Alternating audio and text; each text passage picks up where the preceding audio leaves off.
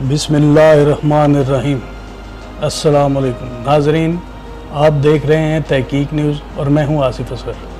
नाजरीन, क्या बेरहमी और ख़ुदगर्ज़ी है कि इंसान अपने इर्द गिर्द भूख, गुर्बत, असीरों की सिसकियाँ, जल्लादों की धाड़ और मजबूरों पर तकलीफ़ों के ताज़ियाने देखे, मगर वो शख्स इनका दिफा करने की बजाय सिर्फ़ अपनी नजात तलाश करे और हसूल जन्नत की कोशिश करे।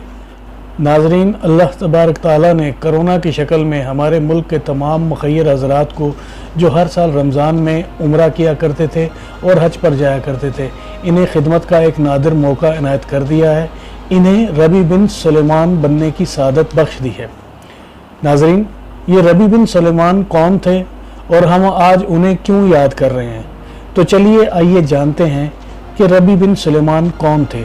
मगर वीडियो शुरू करने से पहले आपसे दरख्वास्त है कि अगर आपने हमारे चैनल को सब्सक्राइब नहीं किया तो जल्दी से हमारे चैनल को सब्सक्राइब ज़रूर करें, ताकि आपको हमारी अच्छी वीडियोस मिलती रहें।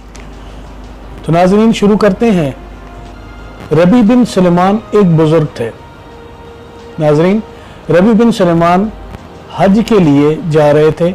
उस ज़माने में लोग काफ़िलों की सूरत में हज के लिए जाते थे। रबी बिन सुलेमान का काफ़िला कूफा पहुंचा तो ये लोग ज़रूरियात का सामान ख़रीदने के लिए बाज़ार चले गए। नाजरीन, रबी ने रास्ते में देखा एक वीरान सी जगह पर एक खच्चर मरा हुआ पड़ा है और एक औरत चाकू से उसका गोश्त काट रही है। उनके ज़हन में आया कि ये खातून लोगों को मुर्दार गोश्त पकाकर खिलाती होगी।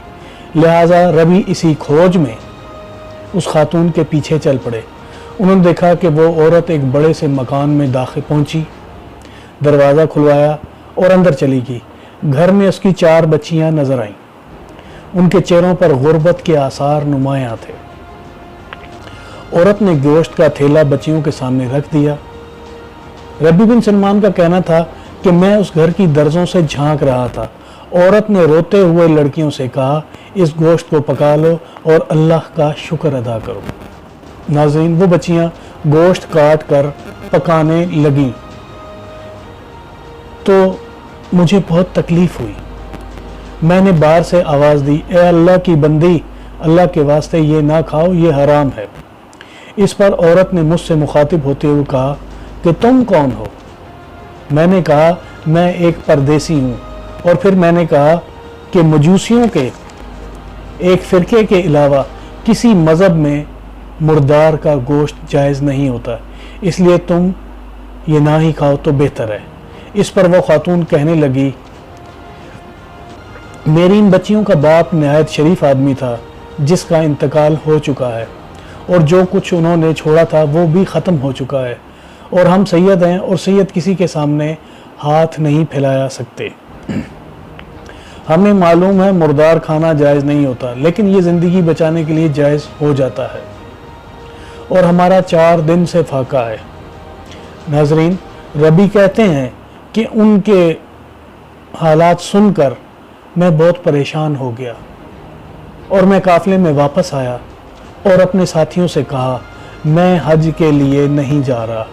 मैंने अपना सामान उठाया, मेरे पास 600 दिरहम थे, मैंने वो भी लिए और मैं बाज़ार चला गया।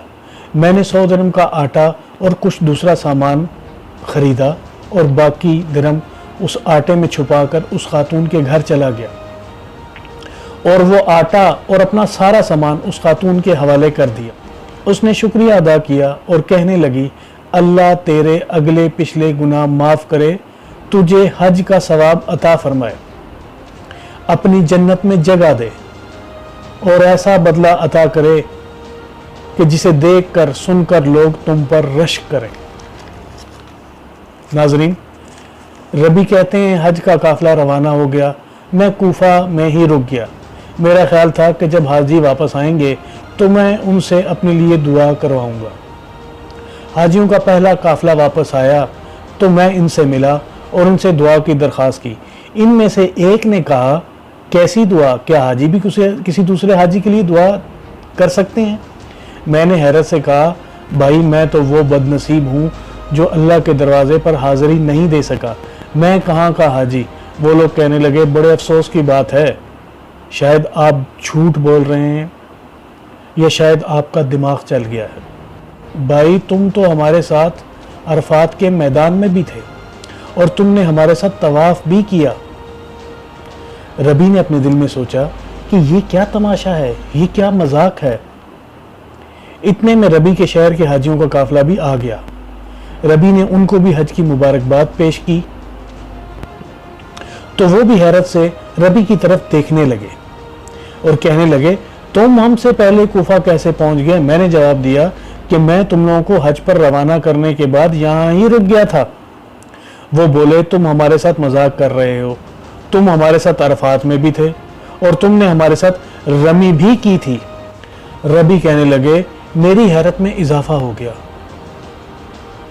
बल्कि और तो और इनमें से एक शख्स आगे बढ़ा और कहा कि भाई तुम हमारे साथ मक्का में भी थे और मदीना में भी, बल्कि जब हम रोज़ा रसूल की ज़ियारत के बाद बाब जिब्रील से बाहर आ रहे थे तो तुमने उस वक्त ये एक थैली मेरे पास अमानतन रखवाई थी, ये लो अपनी थैली वापस ले लो।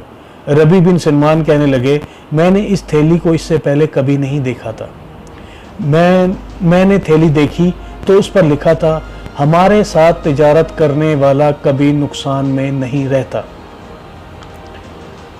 मैं थैली लेकर वापस आ गया, इशा की नमाज पढ़ी और इसी कश्मकश में मेरी आंख लग गई। मुझे ख्वाब में नबी अकरम सल्लल्लाहु अलैहि वसल्लम की ज़ियारत हुई। नबी अकरम ने तबस्सुम फरमाया और इरशाद फरमाया, ए रबी, आखिर हम तुम्हें कितने गवाह पेश करें कि तुमने हज किया है, तू मानता ही नहीं। बात यह है कि जब तुमने उस औरत पर जो मेरी औलाद थी सदका किया और अपना हज उस पर कुर्बान कर दिया तो अल्लाह ने एक फरिश्ता तेरी सूरत का बनाकर इसको हुक्म दे दिया कि जा क़यामत तक रबी की तरफ से हर साल हज करते रहो, और ये अब करता रहेगा। और मज़ीद दुनिया में तुम्हें यह इनाम दिया कि तुमने 600 दिरहम दिए थे, अल्लाह ने तुम्हें 600 सोने की अशरफियाँ अता कर दी हैं। खोलो इस थैली को और देखो। रबी बिन सलमान कहने लगे, मैं जब सोकर उठा तो मैंने थैली खोल कर देखी, उसमें वाकई सोने की 600 अशरफियाँ थीं। नाजरीन, हम अल्हम्दुलिल्लाह मुसलमान हैं। हमारा ईमान है कि अल्लाह ताला के लिए हर चीज़ मुमकिन है।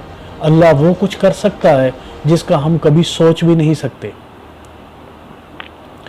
हम ये भी जानते हैं कि इस्लाम में इबादत का दर्जा 10% और ख़िदमत का दर्जा 90% होता है। वो लोग जो इबादत को खिदमत पर कुर्बान कर देते हैं, अल्लाह इन्हें रबी बिन सुलेमान की तरह दूसरे मोमिनीन के मुकाबले में ज़्यादा सिला देता है। नाज़रीन, आपको ये फ़र्क समझना होगा और अपने इर्द गिर्द नज़र दौड़ानी होगी और ख़िदमत का जज्बा जगाना होगा। नाज़रीन, उम्मीद करता हूँ कि आपको हमारी ये वीडियो पसंद आई होगी। नाज़रीन, अगर आपको ये हमारी वीडियो पसंद आए तो लाइक करना और कमेंट करना ना भूलिएगा। हमें दीजिए इजाज़त। अल्लाह आपका हामी नासिर हो।